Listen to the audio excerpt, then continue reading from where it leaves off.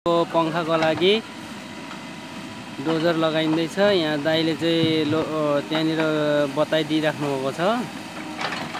ल हेर्नुहोस्, हामी यो पुल बनाइरहेको छौँ, निर्माण गरिरहेको छौँ। मैले सबैजना हुनुहुन्छ यहाँ हाम्रो भाइले चाहिँ पुरा गुड छ भन्दै हुनुहुन्छ। हजुर गुड। यो रेलिङ अब हामीले ढलाइ गर्न लागेको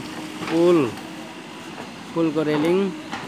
जम्मा हाम्रो यो पुलको लम्बाइ 4 मिटर र चौडाइ र लम्बाइ 5 मिटरको रहेको छ र एकदम मजबुत छ यो पुल। हेर्नुहोस् है कति मोटो ढलान छ।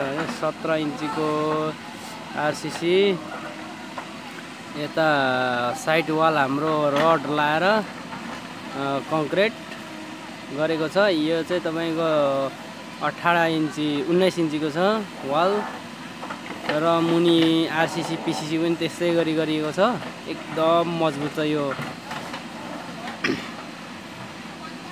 यहाँको बोलीचालीको भाषामा चाहिँ यसलाई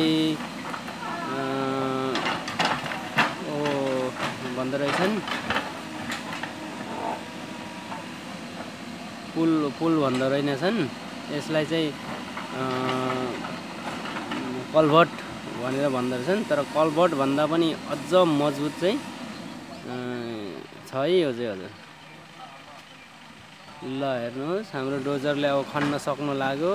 अब बिल काउन्ट गर्नलाई निकाल्दै हुनुहुन्छ हाम्रो ड्राइभरले। ल हेर्नुहोस्, हाम्रो निर्माण स्थल यस्तो खालको छ। हजुर ल यहाँनिर समितिका मान्छेहरू बसिराख्नु भएको छ। यहाँ के गर्ने कसो गर्ने भनेर सल्लाह गरिराख्नु भएको छ। सरसल्लाह गरिराख्नु भएको छ। अब आज चाहिँ हामी ट्याक्कै 1 नै बजिसक्यो। 1 बजिसक्यो। हामीले आज खाना खानु पाएको छैन। एकदम हाम्रो यो खन्ने उसले गर्दाखेरि।